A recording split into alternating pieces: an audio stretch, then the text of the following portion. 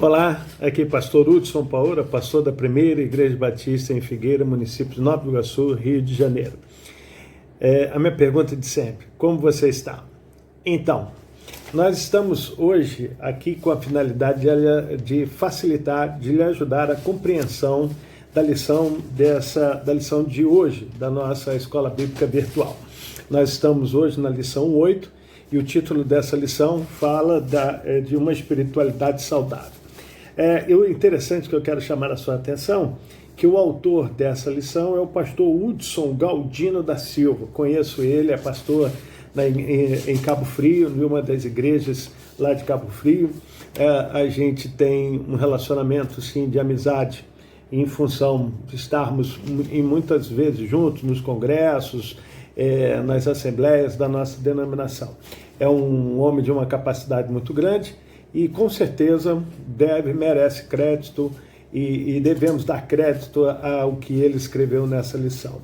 O texto usado por ele é o texto de 2 Pedro, capítulo 3, dos versos 8 a 18, que vai falar, entre outras coisas, a nossa esperança e aguardo da volta de Jesus. Então, eu penso que é aí que nós temos que parar e pensar um pouquinho antes de prosseguir na lição. Se você acredita, se você espera, se você anseia pela volta de Jesus, então tudo isso que vai ser exposto para você na lição de hoje vai fortalecer mais a sua fé e deixar você convicto de que você precisa cada vez mais se esmerar em entender as Escrituras Sagradas e compreendê-la e pô-la em prática na sua vida diária. Então, preste atenção, o fim vai justificar o meio, ou seja, com o fim na esperança e na certeza que Jesus vai voltar para buscarmos, ou de que nós vamos viver eternamente com Ele nos céus, então o que nós vamos hoje aprender vai nos ajudar a guardar com paciência esse tempo. E uma espiritualidade saudável não está limitada a tempo e espaço. Até porque se a gente for olhar para a questão do tempo e da demora, e já falamos, eu, por exemplo, sou batizado há 46 anos, e há 46 anos eu ouço que Jesus vai voltar, e ele ainda não voltou. O fato não é ele ainda não voltou, mas como eu me comporto diante dessa espera, dessa demanda e dessa demora também.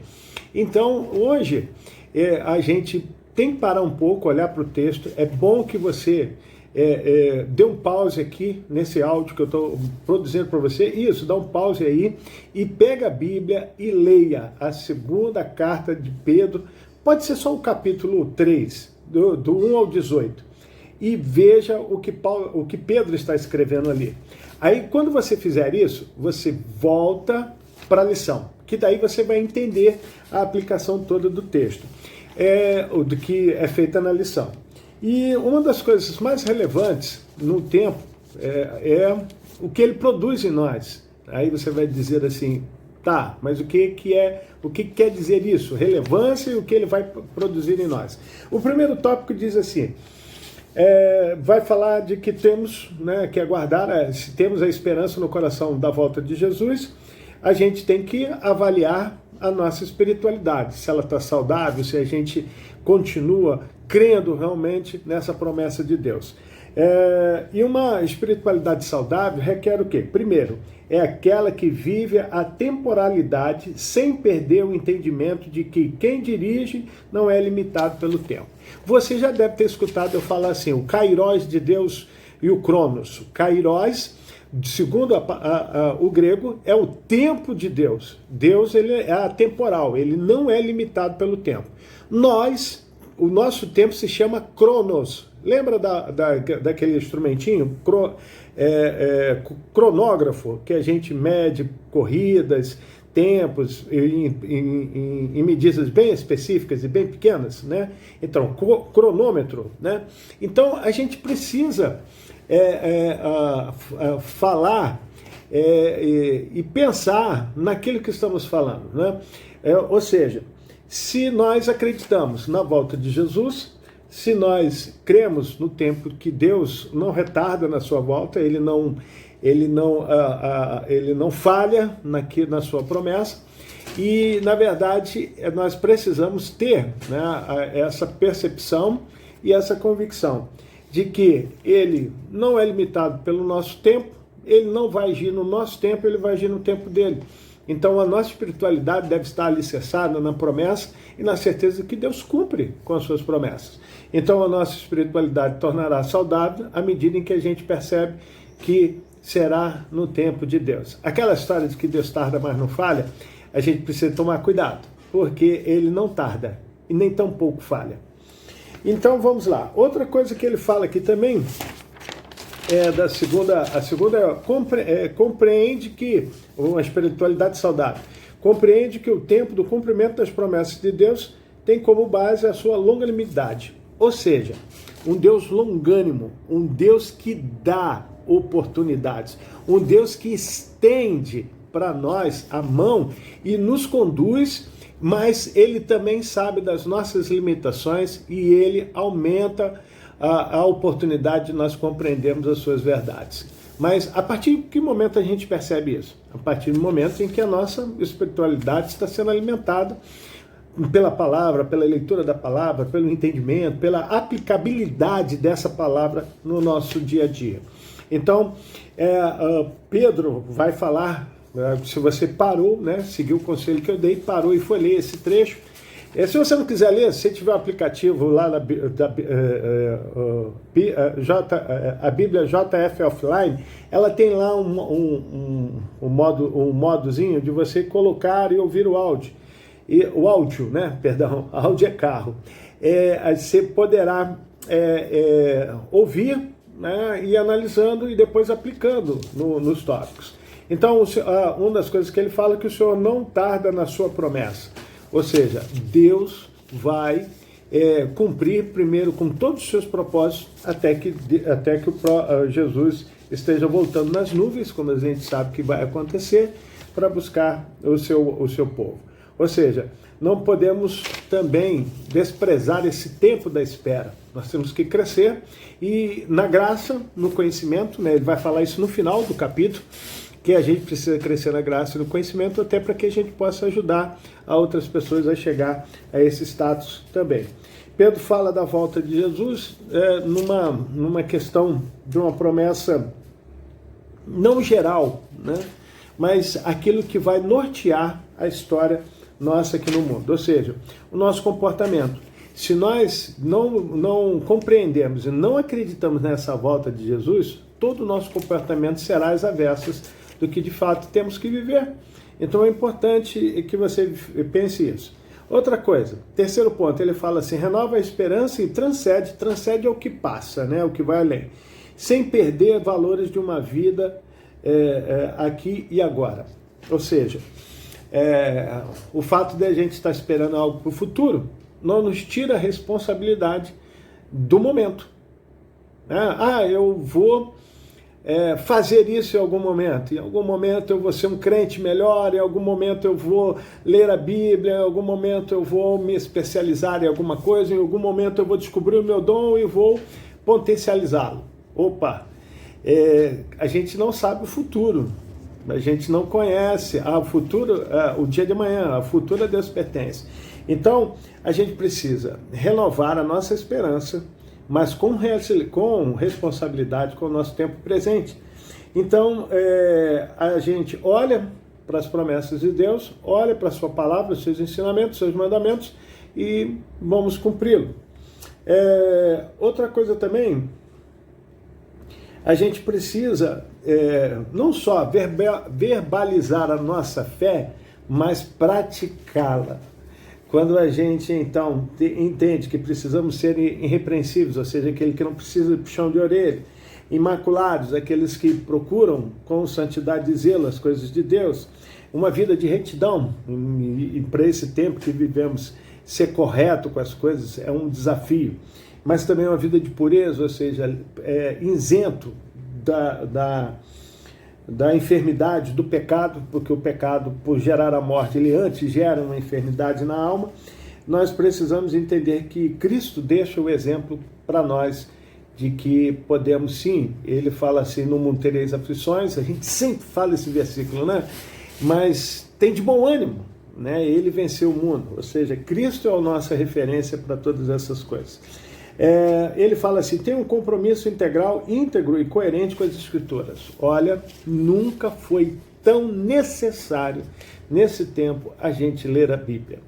Porque a gente tem hoje aí, não que eu seja contra isso, muito pelo contrário, eu até aprecio isso, nós temos várias traduções e as interpretações acerca da Bíblia, que se a gente não tiver uma boa base bíblica, um bom estudo, uma boa fundamentação no entendimento da palavra, a gente vai se tornar facilmente convencido de que alguns valores que temos como princípio de moral, de conduta e fé, estarão sendo apagados da nossa mente e do nosso coração.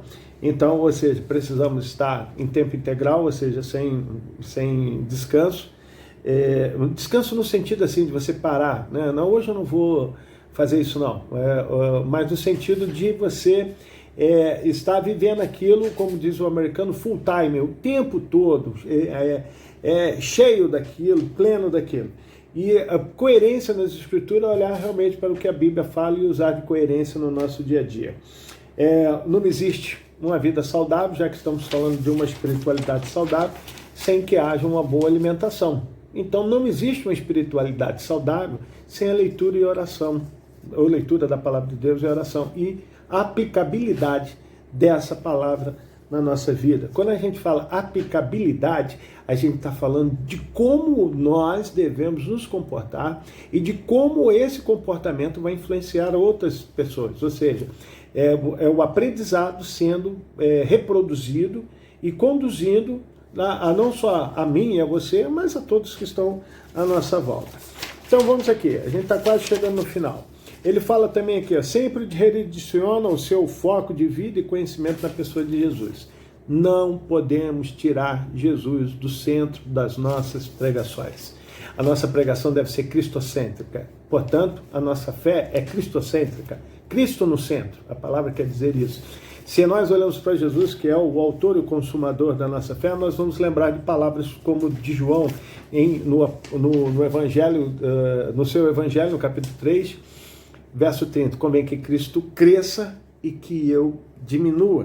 Pedro vai falar algo concordando com isso. Ele diz, antes crescer na graça e no conhecimento do nosso Senhor e Salvador Jesus Cristo. É no verso 18, se não me falha a memória.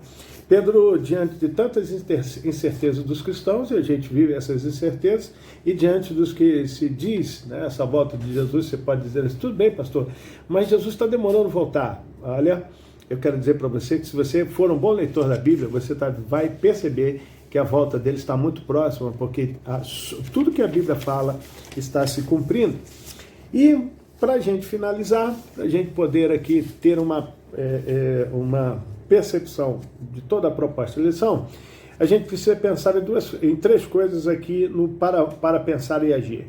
Compreenda e viva o tempo de Deus com paciência e fé.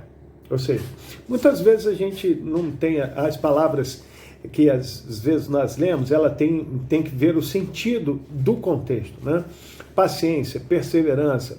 Aquele que perseverar será salvo. Ou seja, muitas vezes perseverança é interpretado como a questão de continuidade. E é de fato. Mas perseverança também, em muitos textos da Bíblia, quer dizer zelo. Como assim, pastor? Quem persevera, quem tem continuidade, quem está fazendo sempre, está zelando para que aquilo seja uma verdade ou seja aplicado na sua conduta e na sua história, portanto, na sua fé também.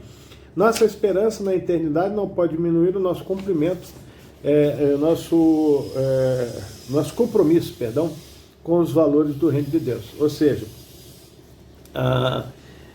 o que vai determinar a nossa permanência vai ser a nossa fé e a nossa crença no reino de Deus, que já foi inaugurado desde que Jesus se cumpriu, a promessa de Jesus nascendo, né, e crescendo e exercendo seu ministério e cumprindo o plano de salvação de morrer na cruz, ressuscitar ao terceiro dia e a sua ressurreição que nos garante vida eterna. Então, portanto, nesse tempo em que de espera, e também de expectativa da volta dele, nós temos o compromisso de pregar essas verdades às pessoas.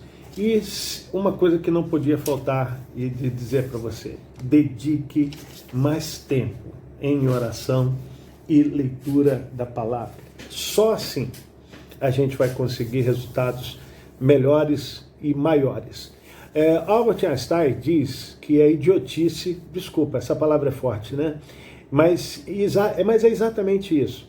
Quando a gente quer resultados diferentes ou resultados maiores fazendo a coisa da mesma forma. Em tese é isso que ele falou. Ou seja, não dá para a gente ser um crente melhor se a gente não se esmeira em estudar mais a Bíblia. Não dá para a gente acreditar na volta de Jesus se nós não acreditamos que existe uma eternidade após a morte. Não dá para a gente convencer as pessoas de que há um Cristo vivo e que sustenta a nossa fé se nós também não estamos vivendo essa fé, vivendo de maneira a dizer às pessoas que temos alguém que é o dono da nossa vida, portanto, aquele que cuida de nós. Eu gosto muito de quando o Davi escreve dizendo: eu sou pobre e necessitado, mas o Senhor cuida de mim. Como também gosto do Salmo 112, que diz que o justo estará em memória eterna. Então, na lição de hoje, que fala sobre uma espiritualidade saudável, que tal você mudar alguns comportamentos, mudar algumas percepções daquilo que está à sua volta e dos acontecimentos e correlacioná-los, né, com a Bíblia. E aí a gente vai perceber de que a gente está no caminho certo. Estamos na veredas da justiça, da verdade e, portanto, não temos o que temer, só ao que esperar. E o que, pastor? A volta do nosso Jesus. Espero que você tenha sido ajudado com essa facilitação acerca dos textos e dos pontos, mas seria importante você ler o capítulo, existe uma sugestão de leitura diária, se você não fez, dá para fazer, são poucos versículos, tem uma leitura diária aqui que é um versículo só, e pôr em prática todos os dias a oração e a leitura da palavra de Deus. E use, né, a modernidade, a tecnologia. Você pode fazer sua caminhada escutando um capítulo da Bíblia pelo aplicativo do seu celular, ou vários capítulos. O que não dá é você ficar estático, ou seja, parado diante do desafio desse tempo. Para uma espiritualidade saudável, a gente tem que se mexer. Que Deus te abençoe e que a lição de hoje possa mudar alguns comportamentos, não só na sua vida, mas na vida daqueles que estão à sua volta também. Que Deus te abençoe. Fique com Jesus.